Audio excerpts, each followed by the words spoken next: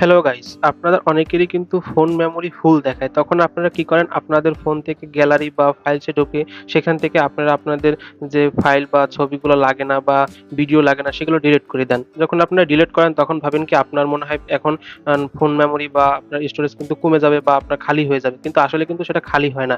সেটা কিন্তু আপনার ফোনের ভিতরে থেকে যায় এবং সেখানে কিন্তু স্টোরেজ থাকে।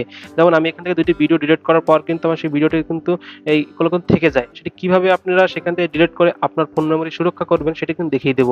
তার জন্য আপনি এখান থেকে বেরিয়ে আপনার যে ফাইল বা আপনার থাকবে সেখানে আসার পরে উপরের দিকে একটা 3 লাইন একটা অপশন দেখবেন। এই অপশনটিতে আপনি ক্লিক করবেন। এখানে ক্লিক করার পরে দেখতে পারবেন কিন্তু আপনার সামনে কিন্তু চলে আসবে অপশনটি যেখানে লেখা দেখবেন ট্রাস্ট। এই ট্রাস্টেই কিন্তু আপনার সকল ভিডিও বা ডিলিট করেন বা ছবি ডিলিট করেছেন সেগুলো কিন্তু এখানে থাকে। এখন আপনি এখান থেকে অল আইটেমস এ ক্লিক করে ডিলিট অপশনে ক্লিক করার পরে দেখতে পারবেন এখানে পার্মানেন্টলি ডিলিট। এখানে ডিলিট করার সঙ্গে, সঙ্গে কিন্তু আপনার ফোন মেমোরি খালি হয়ে যাবে। এবার কিন্তু আপনি খালি করতে পারবেন।